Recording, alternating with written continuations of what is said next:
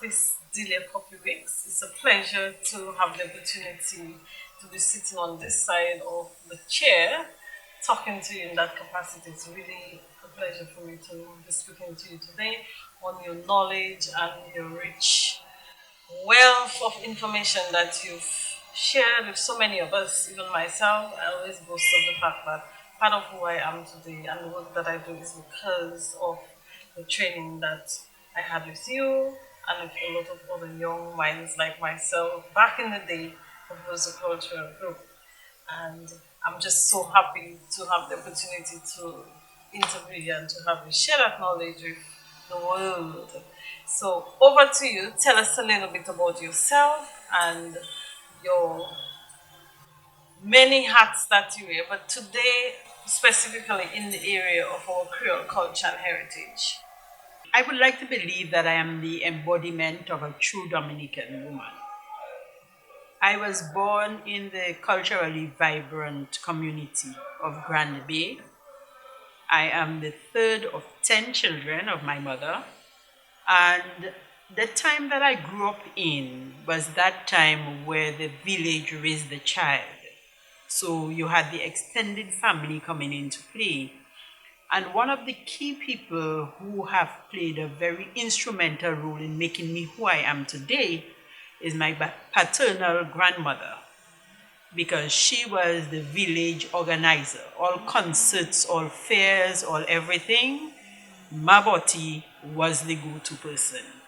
And so for me, it came very natural to be involved in those kinds of activities. And she loved wearing her duet. And so for me, it was just a natural progression. And I mean, I'm very proud to boast that in my lineage, you have people like Orion, who was known for beating ballet and dancing ballet. You had people like Koti, who was a boss ballet dancer. And everybody who has heard anything about Grand Bay knows about Matutu. Matutu was my grandfather's sister. So it is all in the blood. And I mean, growing up in Granby, you didn't even think of culture as something outside of yourself. Your culture was your life. You learned to eat a particular way. You learned to express yourself, and you knew when to use what words in the presence of whom, how to dress, and how to really carry yourself. And so although I no longer live in Granby, you can take me out of Granby, but you can't take Granby out of me. And I say the same thing for Dominica. I am a Dominican wherever I am. My heart will always be in Dominica. And so, I mean, I've been involved in community life, growing up, appreciating. Nobody was forced to wear your cultural wear. You looked forward to that time. At the time, it was National Day. Then we became independent, so it became Independence Day. But you looked forward to those special occasions. And for example, when you see the joie de vivre that people would have on the feast days, I'm from that community where our patron saint is Saint Isidore, the farm worker. And you can well imagine on the feast of Saint Isidore that the people would come out in their different troops. So you'd have the straw workers, you would have the plantation workers, and they would all dress up. So you would see the different groups of people. They would choose colors that would tell you a story about where they work, who they are, what kind of work they do. And they would sing and dance and display their craft. And then, you know, the whole community spirit of sharing with everybody. Nobody was supposed to go hungry because your house was always open. You learned to cook and put extras just in case. And to this day, I do cook just in case. So if somebody passes at my home unannounced, you will get something to eat. That is typically rural Dominica. I cannot speak about what pertained to the town. I am not a town girl. And so I realized from early that I had this passionate love for things truly Dominican. And so I knew that I didn't know everything, but I had a thirst for knowledge. And to this day, I want to know everything. So I would meet the older folk and I would see they're wearing this pretty dress or this particular head tie. And for them, it was just in a day's work. But I would ask them, Mommy, who tied your head for you? Most of them would laugh because it's like, let me not do my thing and there's nothing spectacular about what I'm wearing.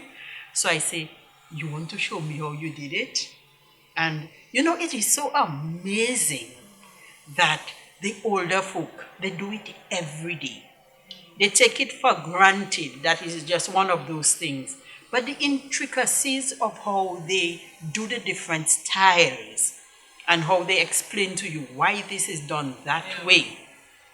And I have somehow documented in my own head, and thanks also to Roseau Cultural Group, where at some point in time, we were very focused on preservation of our culture. So we had to do the research.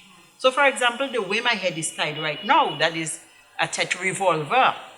And that would be worn by the women working inside the house.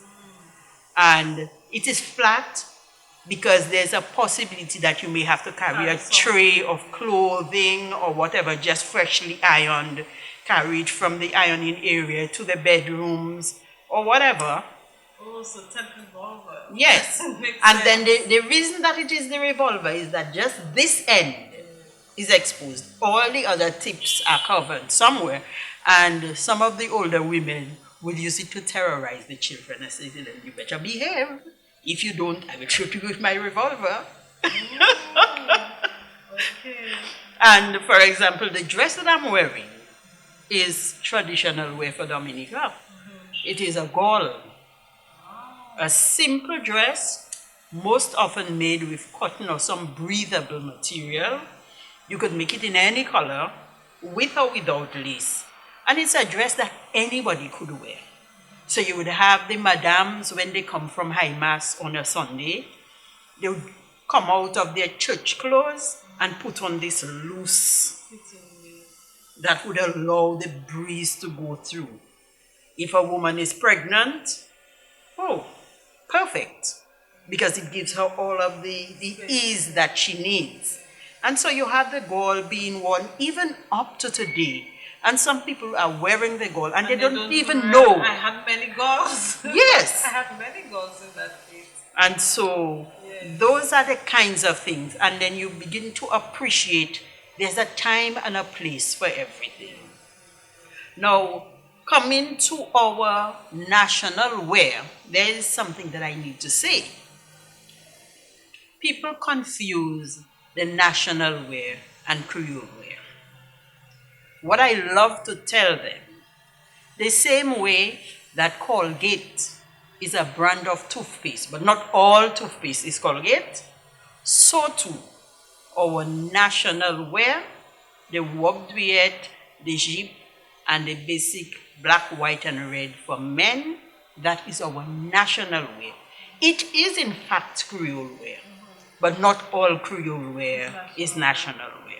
So we need to make that distinction. And for me, this is such a beautiful outfit. So anytime that I get the opportunity to wear, so I am invited to a function and it says formal, semi-formal, I'm like, okay, a jeep, a duet. And there's a lot of talk going on about what colors, what patterns, and so on. And I'm saying people are sometimes restricted in their choice of fabrics based on what is available. At one time, you had only access to the brightest colors you could get was in Madras. Yeah. But right now, we have so many options. And based on me speaking with the older folk, they would tell you, yes, they wore Madras duets. But the Madras duet was the one that you would wear every day. So you just wearing a casual duet, you go into the market, you're a street side vendor, you wear your Madras duet. But when you really wanted to have a formal thing, it had to be bright colors, or floral, or broad stripes, or sometimes even a plain color fabric. And you would contrast it with the different things that go with it. So there is actually a color palette for if the main color of your dress is this, then that is what the foulard is supposed to be. And so now that we have so much access to different fabrics, people are complaining about, oh, people shouldn't be making the duet with African print and all of that. This year, I had a lovely African print, yellow and a greenish blue, and it was spectacular. So it's not about the fabric, it is the workmanship. And it is getting a proper fit and accessorizing correctly to make sure that when you go out there and people see you, they just have to stand with their mouth open and be like, wow. Because you see, sometimes we as Dominicans don't appreciate what we have. And it is only when we are away from home, like sometimes they tell you absence makes the heart grow fonder. And for me, sometimes it creates a little bit of problem because I see sometimes I try to get the younger folk more involved, the more educated in their culture. And for them, it's like, oh, we don't really have time for that. But when they leave and they go to another country to study, and then you have focus on Caribbean night and this and that, these very same people now have their parents find Mrs. Weekes. Can she lend me an outfit? Can she get the words to this song? And then we somehow appreciate what is not ours. So the local foods that are supposedly so healthy for us, they do not have the prestige. If you offer the average child a piece of cassava bread or a packet of corn curls, the choice is clear. But I am not blaming the children. I am blaming people like myself who do not put enough effort in passing on the things that are truly Dominican. Dexter had a lovely food fair this year. And when we saw the myriad of things that could be made with cassava, people were amazed. I had lunch at the market every day, and I was filled with wholesome, good Dominican food. And we mustn't deny our children the whole concept of having some bush tea in the morning as soon as you wake up, to wake up your system. Because the older folk didn't know everything. They couldn't tell you about the science behind it. But the traditional knowledge had been passed on. So you knew you needed certain teas in the morning, certain teas in the night. And for the British people, our tea is an infusion. It's not tea. But in the Caribbean, we call it tea, bush tea. So you knew if you had a bad stomach, then you needed to take water bush. If you had a running stomach or you had some sort of indigestion, you had another bush. And every home had a little plot of land somewhere close by where you had your culinary herbs and your medicinal herbs. So you never had to go very far. And what you missed in your garden, somebody else had it. And so the thing is, we are denying our children that. During the independence season that just passed, the Dominica Public Service Union had a night of Lawan. And it was amazing.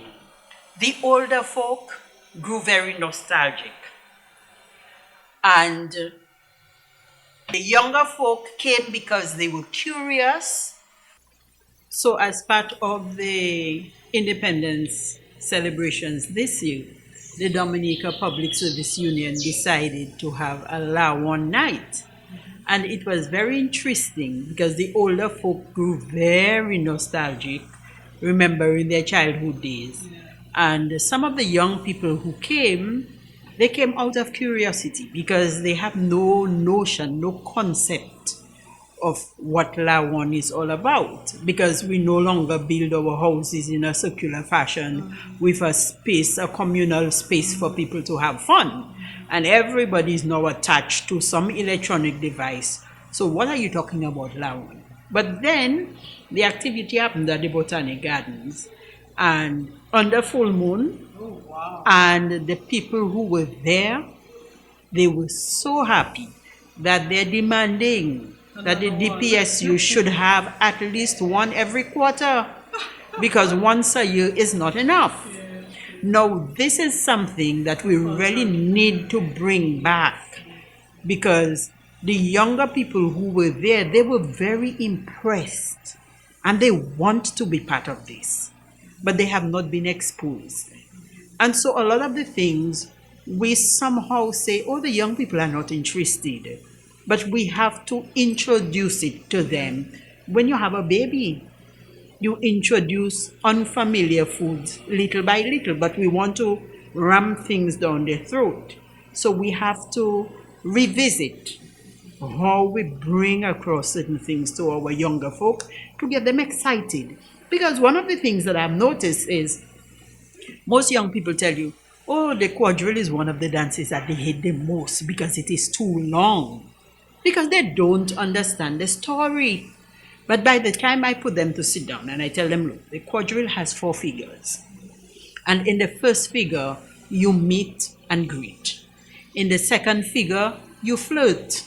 So you're getting more intimate. In the third figure, the men show off their military prowess. And by then they have captivated the women. And they can now go into the fourth figure, where each man has a chance to dance with more than one woman. And when they understand the story, they're like, I want to do this. So it's the same thing. And what we have to do is we must value the input of the older, more experienced people. Some of them are very shy because they feel, oh, I don't know how to speak English properly, or I cannot explain, but you can do it. So let us value them, let us help them to package whatever it is that they know. So for example, when the older folk were embarrassed that I was asking them to show me how to tie the head tie, I didn't belittle them, I stroked their egos. So we have to encourage the older folk to be ready to share, and we also need to get the young people to that place where the interaction is so enjoyable that the older folk and the younger folk can feel very comfortable together. And so you have a little granny dancing with a teenage boy, and they make a nice couple, because granny has strokes, and she will tell him, no, no, no, you have to hold me up like a man, like a gentleman. And so we need more of those kinds of interactions and validating what is truly ours. Let us not look down on the person who switches from English to Creole, because this is what makes us truly Dominican. Creole language is sweet. There is no way you can express something in English the way that you can do that in Creole. So, I mean, as a truly Dominican woman, I have to walk the walk. I have to talk the talk. I have to eat the food and finger licking good food. Eat the tonton using your fingers and not look down that, oh, you don't know how to use knife and fork. Knife and fork has its place, but the fingers have a particular style to them and they have their place too. So it has to be all inclusive so that people understand that we do not bring up one aspect of the culture by devaluing another aspect of the culture, because then we will lose the essence of being truly Dominican. Let us marry the different things. Let us encourage the young people to see themselves as being truly Dominican. Encourage them to include their own creativity, but educate them so that they understand that there's a time and a place for everything. The Creole way is beautiful, but when it calls for national wear, you're supposed to know how to wear your national wear with pride. Well, what a fantastic interview, and thank you very much for sharing such a wealth of information with us. And you made my job very easy today. What a fantastic experience, and I am very grateful, as I said before, to have the opportunity to have this interview with you and for you to work with you at a different level than we did that in And the let me past. just add, Violet, that this is how we are going to ensure that we live forever. Yeah. Because even when we're long gone, our work will speak for us. Yeah. So if we do not share what we know, when we die, it dies with Yeah. us. Certainly. So we pass it on. And then years after you have died, you still hear people talking about Sissi Corderon. You hear them talking about E.O. Leblanc because they have contributed significantly. Yeah. And depending on where you go, you hear them talking about different cultural stalwarts. Yes. So this is what we're trying in our own way to become Yes. by sharing and ensuring that Dominicans remain Creating a truly legacy. Yeah. Dominican and rooted in the Dominican culture. Excellent. Well done. Thank you very much.